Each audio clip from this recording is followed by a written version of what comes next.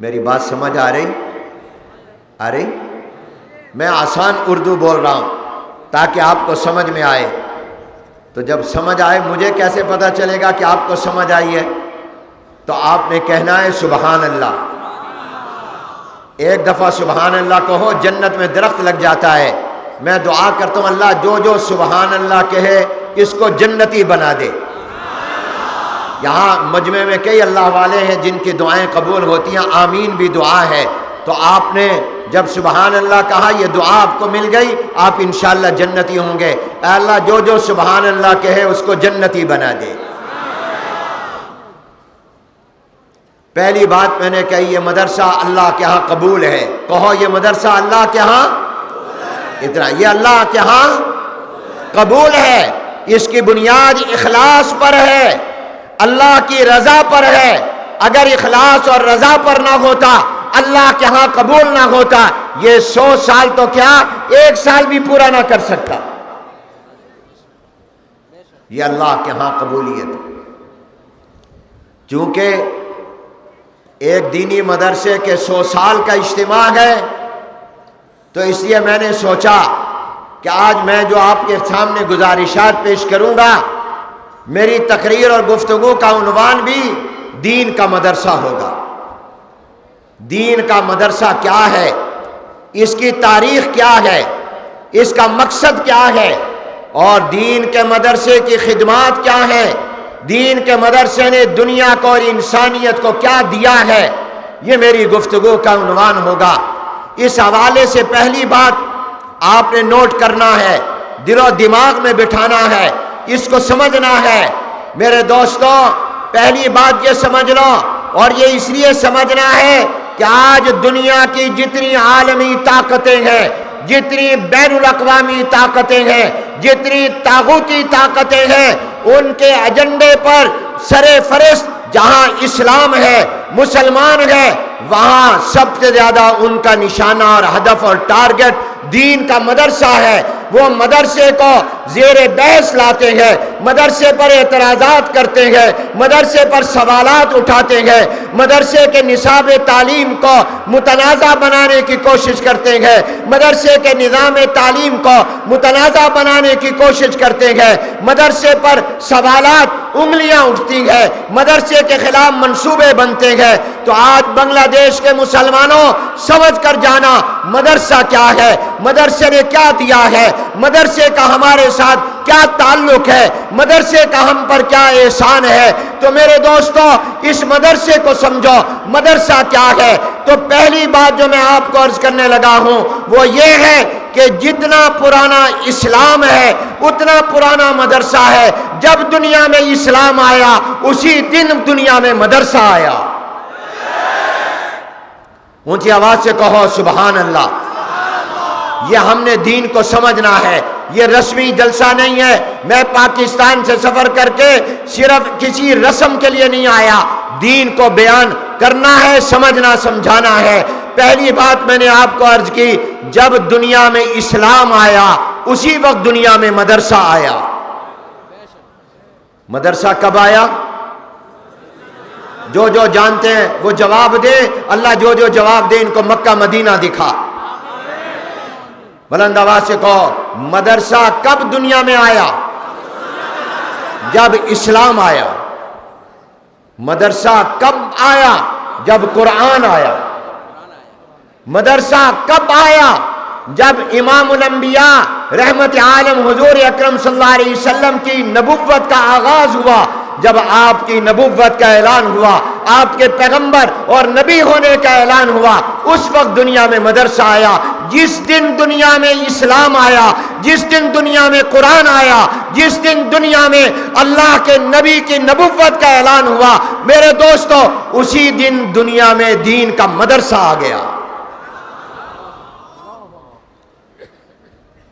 جناب نبی کریم حضور اکرم صلی اللہ علیہ وسلم پر سب سے پہلی وحی جو نازل ہوئی غار حرا میں، مکہ المکرمہ میں. اللہ سب کو مکہ دکھا دے، آمین کہہ دو. اللہ سب کو خانہ کعبہ دکھا دے. اللہ سب کو بیت اللہ دکھا دے، اے اللہ سب کو حج کرا دے، اے اللہ سب کو اپنے کرم سے عمرہ کرا دے، اے اللہ سب کو خانہ کعبہ کا طواف کرا دے، اے اللہ سب کو حجر اسود کا بوسہ عطا کر دے، اے اللہ سب کو وہاں جا کر زمزم کا پانی عطا کر دے، اے اللہ ملتزم پر دعائیں کرنے کی توفیق عطا فرما دے۔ اے میرے دوستو، جب حضور علیہ السلام پر مکۃ المکرمہ میں غار حرا میں سب سے پہلے قرآن نازل ہوا، سب سے پہلی آیت نازل ہوئی، اور وہ آیت کیا نازل ہوئی؟ وہ آیت یہ نازل ہوئی جو میں نے پڑھی، اعوذ باللہ من الشیطان الرجیم، بسم اللہ الرحمن الرحیم، اقرأ بسم ربک الذی خلق، خلق الانسان من علق، اقرأ وربک الاکرم الذی علم بالقلم، علم الانسان ما لم یعلم۔ سبحان اللہ کہو، قرآن کو سنو تو سبحان اللہ کہو، بلند آواز سے کہو سبحان اللہ، یہ پیچھے والے بھی کہے سبحان اللہ۔ اے اللہ جو جو سبحان اللہ کہے ان سے راضی ہو جا۔ تو سب سے پہلے قرآن کی یہ 5 آیتیں غار حرا میں نازل ہوئیں، جس میں اللہ نے فرمایا پڑھیے، اقرا پڑھیے۔ تو جب حضور نے پر اللہ کا سب سے پہلا حکم یہ آیا کہ پڑھیے، اقرا پڑھیے، تو جب آپ کو حکم ہے، گویا امت کو حکم ہے، انسانیت کو حکم دیا گیا، آپ کے واسطے سے، آپ کے ذریعے سے قیامت تک کی انسانیت کو پڑھنے کا، علم حاصل کرنے کا حکم دیا گیا۔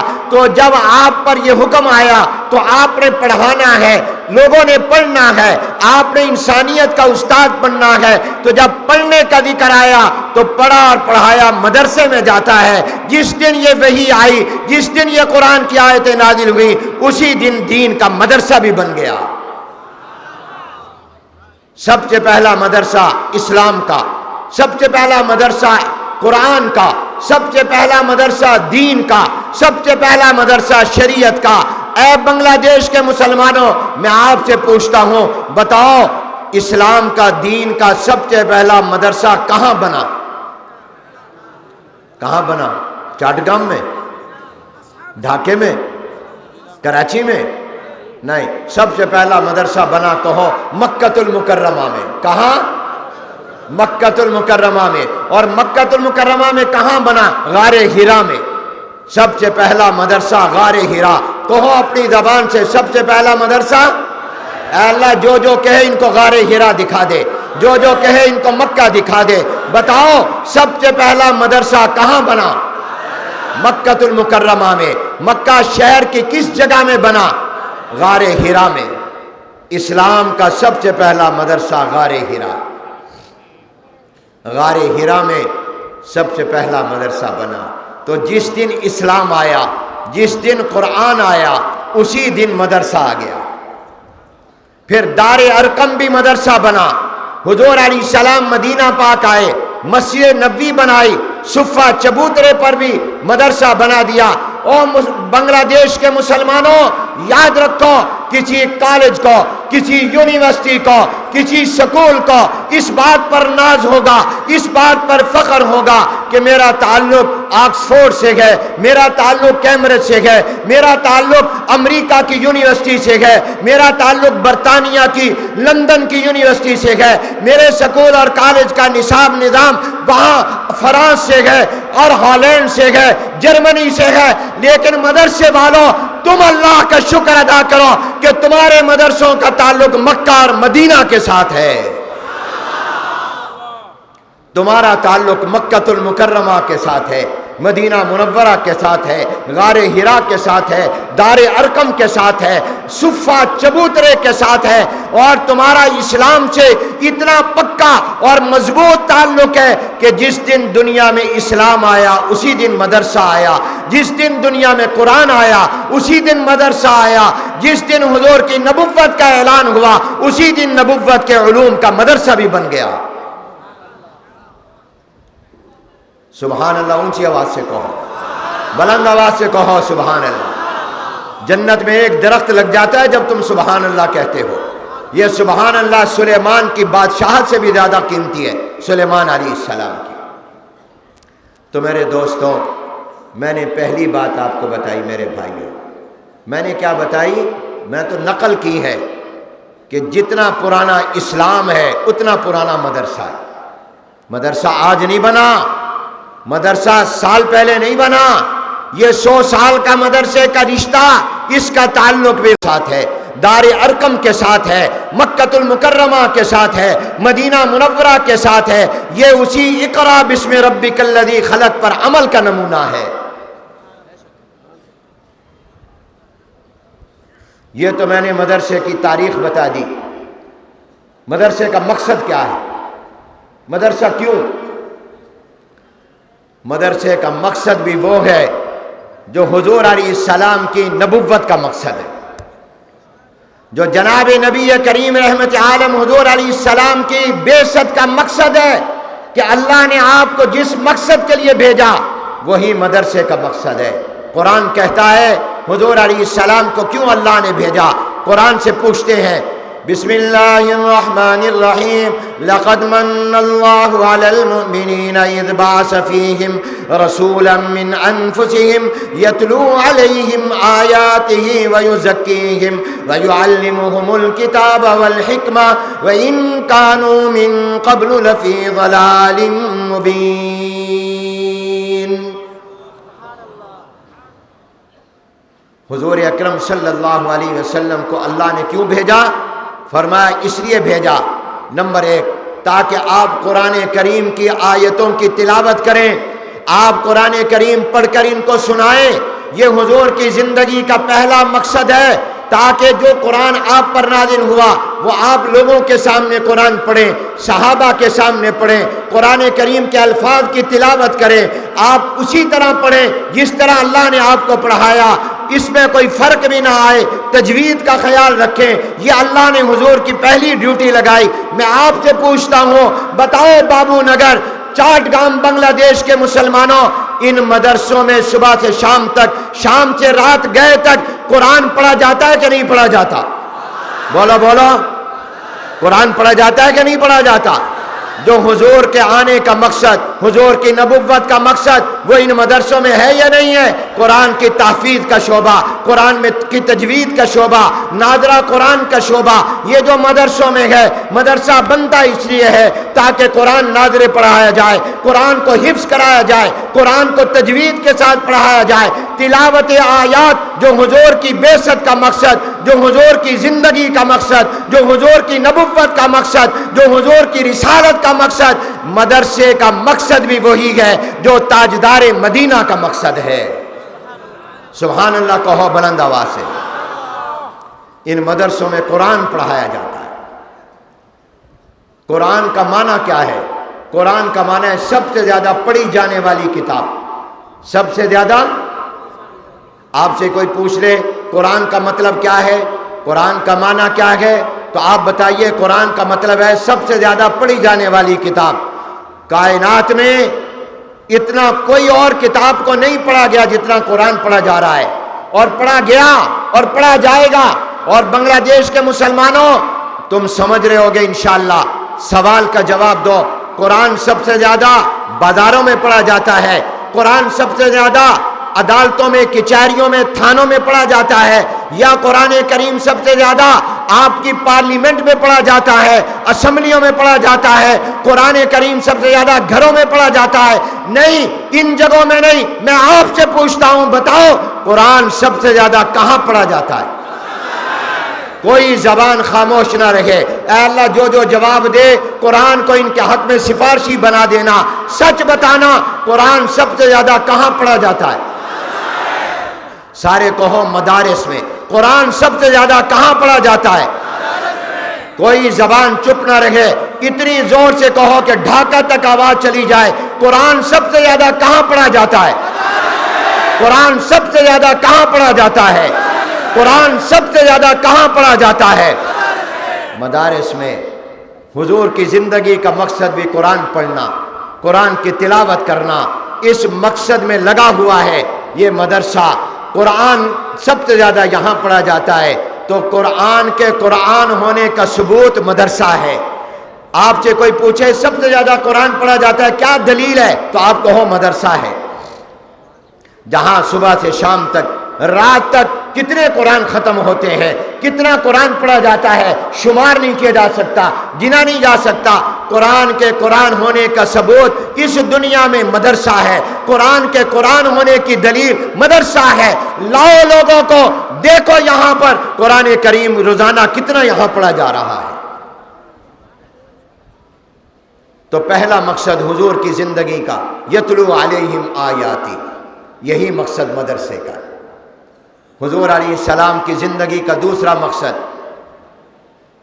وَيُزَكِّيهِمْ، دلوں کو صاف کرنا، اس دل سے شرک کو نکالنا، بدعت کو نکالنا، گناہ کے جذبات کو نکالنا، جھوٹ کو نکالنا، اچھے اخلاق پیدا کرنا اور عقائد اچھے پیدا کرنا۔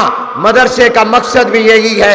مدرسے میں جو آتا ہے الحمدللہ اس کو نمازی بنایا جاتا ہے، اس آنے والے کو نیک بنایا جاتا ہے، آنے والے کے اوپر محنت کی جاتی ہے، اس کے اخلاق اعلیٰ کیے جاتے ہیں۔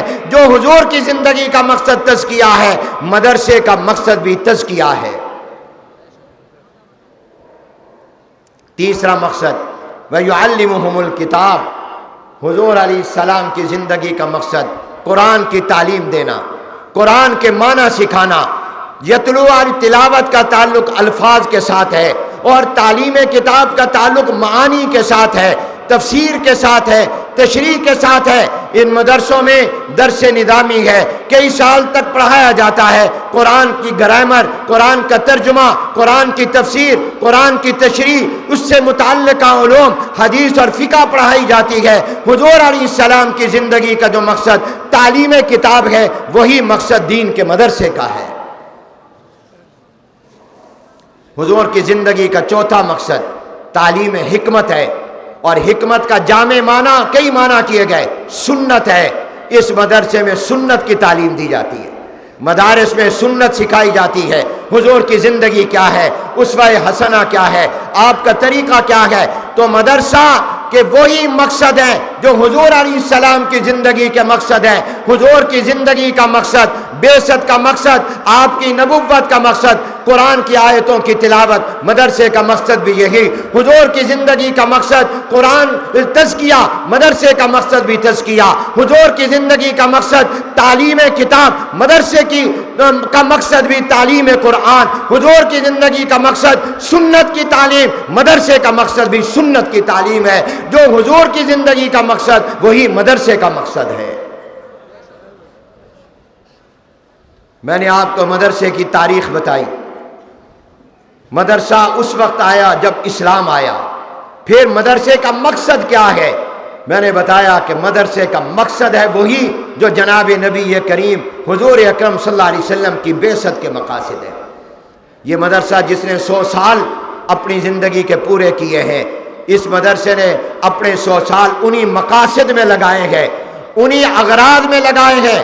وہی ٹارگٹ اور اہداف ہیں جو جناب نبی کریم حضور اکرم صلی اللہ علیہ وسلم کی زندگی کے مقصد تھے۔ یہ 100 سال اس مدرسے کے اسی میں لگے۔